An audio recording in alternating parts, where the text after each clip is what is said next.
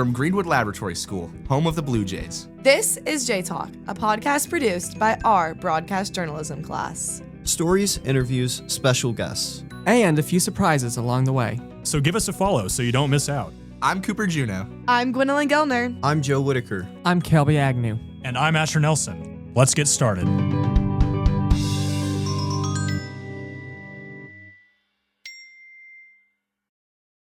And he's in a bit of strife here because Corbin Collins and Christian Pericami, who got better drive out of... If you listen closely, you could hear the name Corbin Collins as he raced in the Mustang Challenge at Sebring last summer. Forward straight on for Corbin Collins in the McCumbee McAlee race. Hi, I'm Gwendolyn Gellner. Corbin Collins is a 17-year-old junior here at Greenwood. When he's not in school, he spends his time going in circles. That's because he's behind the wheel of a race car, competing against professional drivers around the country. In his conversation with Cooper Juneau, Corbin takes us inside his Ford Mustang, where he gets to enjoy the sport that has become his passion. Here's Cooper. I'm joined here by professional race car driver and Greenwood student, Corbin Collins. Wonderful. Thank you very, very much for having me on. Thank you for being here. That's what all I can say. So I think we should just dive right into the questions. Let's talk about probably the one you've explained the most. How'd you actually get into driving race cars? Yeah, absolutely. So my first full season of racing was 2019. I started racing go-karts at a track called Gateway in St. Louis. I first saw a go-kart a couple years prior in a Buffalo Wild Wings parking lot, and I thought to myself, that looks like a blast. So I begged my parents over and over and over again until finally, in the winter of 2018 into 2019, they got me a Bluejay Ignite Challenge go-kart, and I started my first season of karting then, and it's just gotten more and more serious and more crazy from then on. So where are you at now in the racing career? So now, this past season in 2025, I drove in the IMSA Mustang Challenge. IMSA is a sister series to NASCAR. It's owned by the same people, but where NASCAR primarily drives in ovals, IMSA is focused on racing GT cars and prototype cars on road courses, not unlike the types of tracks Formula One goes to. So it's NASCAR cars, but with a more... Yeah. So they're like NASCAR cars, but a lot more adjacent to what you'd see on the street, like Ferraris, Lamborghinis, Porsches, Mustangs, stuff like that, and a lot of those major manufacturers. Cool. And real quick, can you explain what the first go-kart you got was? I didn't really...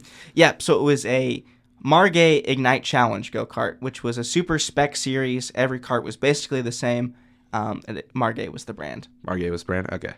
And how does it feel to be in the race car when you're on the track? In one word, I'd say it's fun. It's very freeing. It's a very relaxing feeling. I know it's kind of counterintuitive to what a lot of people would think, but you're so into it when you're driving, and you're so focused that everything else just kind of fades away, and it's just you in the car, and it's very freeing and very relaxing. Very. About shifting, how does that feel? Because I don't believe you drive a manual. I do. Oh, you do? So the Mustang Challenge car is in fact a 6-speed manual, and it's the only manual gearbox in all of IMSA. So we're kind of an anomaly in that manner, racing a manual gearbox at the top level in 2025. But it was kind of an effort by Ford to bring back a really pure and a really skill-driven form of racing. So it's a 6-speed manual. Obviously, it's a race transmission and race clutch, so it's a lot more difficult to drive than a street car. But to feel those shifts down the straightaway off that Coyote engine, just it's something else. It's wonderful. So this IMSA series, am I saying that right? Yeah, IMSA.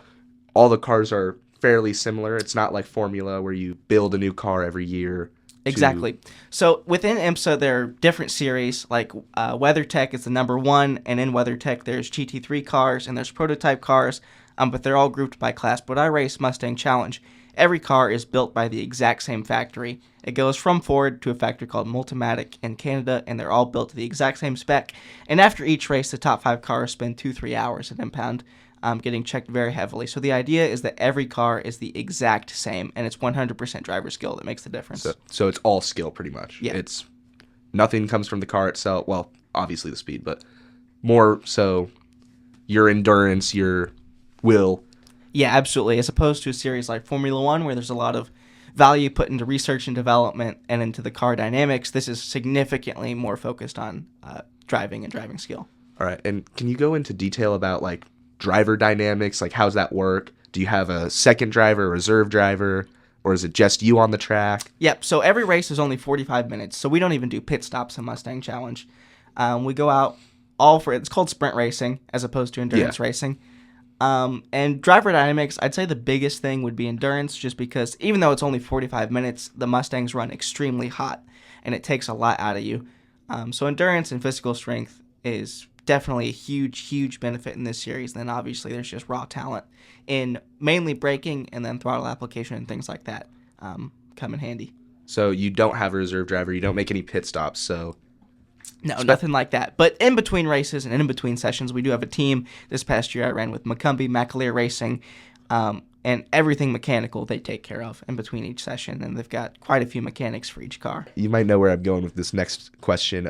Since you have no pit stops, what is like tires? If something breaks, what happens? Do you just keep pushing? Do you force a pit stop? So there have been quite a few instances this past season where people have come into the pits for some quick repairs, but at that point you're out of the race. But when you go and when you get your car fixed in the middle of the race, your main goal is to beat everyone that doesn't finish, right? You're just getting it back in working order to complete those laps. But in terms of managing your tires, so we race for about 45 minutes, and much longer than that, and our tires will be absolutely destroyed. Like, we run them to the cords because they're so soft. So a huge skill in this series is managing your tires and keeping the car under you and keeping the car working as best it can for the totality of the race. Yeah, have you had any wrecks, I guess? I mean, So, unfortunately, my season this year was cut short a little early by a wreck at Road America up in Wisconsin. I hit a wall, ping-ponged across the track into another wall, and pretty much sheared the right side of the car off. I have certainly had some rough wrecks. But luckily, I've stayed in good physical health throughout the entirety of my career. I've never been physically harmed, which is definitely the most important. But no fast driver is without their wrecks, I must say. you said Road of America, Wisconsin, right? Yep. That's just one of the tracks, right? You have multiple? Oh, yeah. Could you go into detail about that? Like how many races you do in your season? Yeah, so it's very dependent upon each series. So IMSA goes to a set number of tracks, and then each series within IMSA picks and chooses within the broader schedule. But this past year, I was at Sebring International Raceway in Florida, and I was at Road of America in Wisconsin.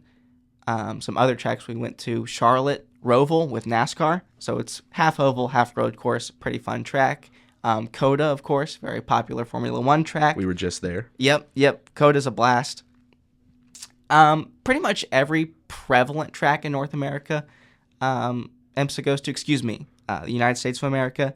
Laguna Seca is my favorite out in California. It's a blast. So a lot of tracks like that, but none are close to each other, and certainly none are close to Springfield. So how many races do you do in a season?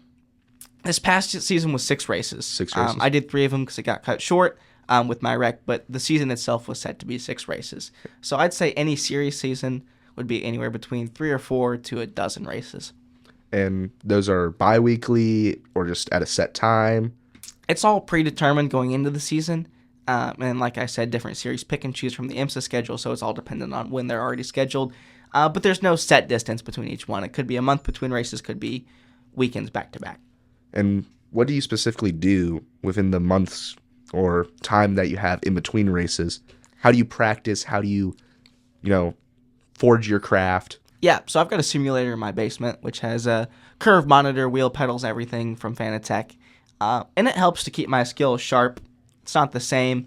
Obviously you don't feel the adrenaline, you don't feel the push, you don't feel the pressure, which is such a big part of this sport. But in terms of raw mechanics, the use of the pedals and the steering wheel and everything, it can help keep you sharp. And then I always watch my own footage from each race. After each session, we go over it with my coach. But in between races, I'll watch it on my own just to see what I'm doing. Try and notice any patterns going into the next race. So really it's a matter of staying mentally and physically sharp and getting some practice on the simulator. But the real development happens at the track and during the races. Speaking of real development, when you're not in a race, what did those practice sessions look like? Is it because this sport is very expensive? Yeah, absolutely. So there are testing options where you go usually with your team to a track and get as much time as possible. You'll tweak the car, look at setup, look at your driving, do everything you can. But like you said, it's very expensive, and you can't test before every race if you're running on a limited budget. So what you do is make the best of what you can in between each race and try and get testing in, budget permitting. You talked about your setup a bit.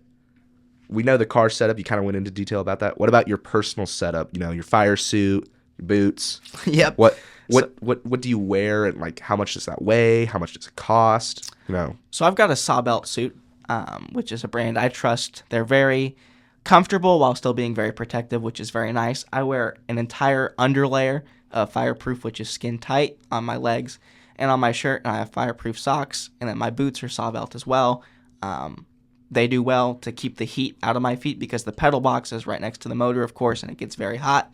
And then my suit, although every suit is hot because it's so heavy, Sawbelt does well to be breathable. And it's unfortunately not a cheap setup. You're looking at thousands of dollars to get full fire protection. But it's the price you pay. And then my gloves are Alpine Stars, and I really like those. Alpine Stars. I've heard of that company. Oh, yeah. Right. Yeah, oh, yeah. How does your family feel about this? They've been nothing but supportive. I could not even begin to do it without them. They've been there every step of the way. They've been supportive, both financially and emotionally, every step of the way. They help keep me, grounded and humble, and they're very, very supportive of me chasing my dreams and pursuing a career in motorsport. Speaking of your career, where do you envision yourself going after Ford racing, all that? Like, where do you want to be if you continue to pursue motorsports? Yeah, absolutely. I think the goal of every professional race car driver is career in the sport, but it's just so difficult. I'd say less than 1% of drivers can build a sustainable career through sponsorship and through winnings, despite having the talent to be there, and it's unlike other sports in that way. So I think if I can't build a career for myself in racing, I'd obviously love to pursue law. But yeah, I'll continue pushing and continue building sponsorship relationships and try and build a career, but it's so difficult.